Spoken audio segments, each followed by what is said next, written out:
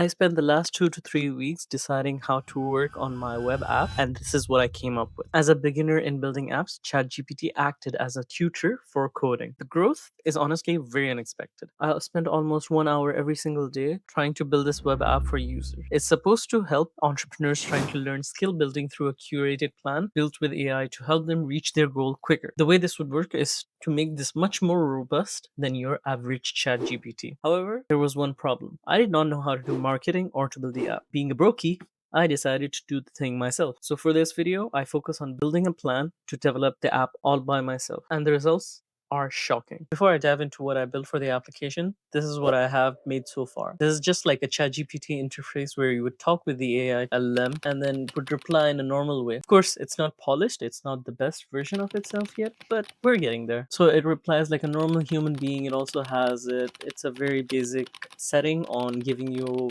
very small scale answers, so you wouldn't really get the best ways, but I am working on that as I go. And yeah, I don't know why I said roll like that, lol. Anyways, it replies as best as it can. In all fair honesty, it was supposed to be more of a planner in terms of making things. I haven't tested out the planning part of the phase because I'm still building as I go, but what I am proud to showcase is the fact that I was able to make the front end and the back end, and in fact even deploy it on the internet. I am now trying to perfect it as much as I go in terms of the user interface and experience, while also developing the AI. And this is what I have come up with so far. So my tools for building these applications are twofold. One is using ChatGPT itself. The reason why I use ChatGPT was obviously to learn a bit of coding and give me also a plan for about 2 to 4 weeks just trying to build a whole TypeScript based or JavaScript based app. This was also a learning process because my intention was to learn programming for web apps or websites on my own way and not try to depend on other AI tools that tend to go a long way but fall short of a certain requirement. So Cursor was my IDE in this situation where I tried to essentially work with the AI in Cursor to understand what my code is about and also to see if there are hidden things that I could not reach out normally with ChatGPT. So my main progress has been so far on the backend and front end mainly. This is actually the focus of this video that I want to talk about. So a couple of learning points I want to emphasize for those who are trying to get into development so far. It's great to rely on AI to help you debug. As a developer, you have to understand different things about your application. That can be components, that can be your database, your front end, back end, many things. The point is, when it comes to building your products with AI, you have to understand your goal is to understand your product truly and to give the users what they want. And the only way you would be able to do that is by understanding your code entirely. Now, unfortunately, a lot of people out there say that AI is the best thing to ever happen to build your product. And that is true. It does help a lot of developers reach their goal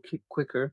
In fact, the technical depth you wouldn't require has reduced by quite a lot, but it also requires a lot of learning from your end as well. And that can be a good thing or a bad thing. Bad thing is that if you are too lazy by developing your product, you're not going to reach your goals as optimally as much as you can. But the good thing is you can use AI to help raise you to that kind of technical depth you would need to actually build and iterate over time. Which brings us to the point of iterating over customer feedback as much as possible. So back to my progress roadmap. First, I prompted with ChatGPT a very descriptive paragraph on what I wanted to do and what it should be oriented towards. And ChatGPT essentially gave me a very good foundation for 4 weeks. It gave me what I needed to learn, understand, and deploy both theoretically and practically. Here's my week one plan where I'm supposed to learn fundamental theory, what I'm going to be building, what I should be considering as my milestones and my stack. My week two talked more about database, authentication, and APIs. This is where I learned the backend sort of things. I haven't completely had the chance to go through week three, which was the AI part of things and UI UX polishing. Fourth was actually deployment and demo day. Now, I'll be super honest with you. The whole reason why I'm trying to develop the app is to actually make it profitable.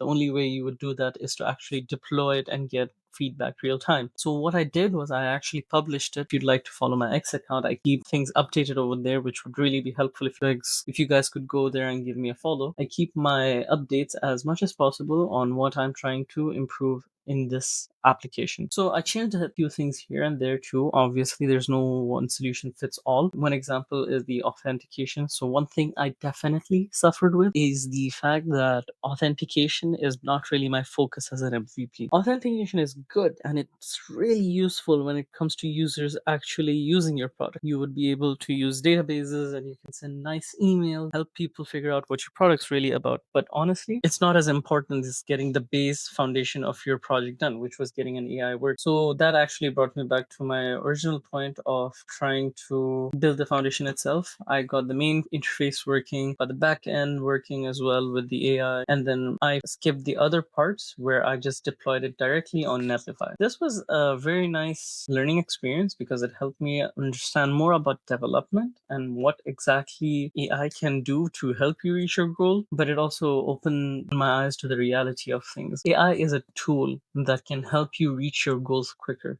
but it is not something you can always rely on. It's not great for creativity. The in depth knowledge a technical developer would have is not exactly what AI was made for.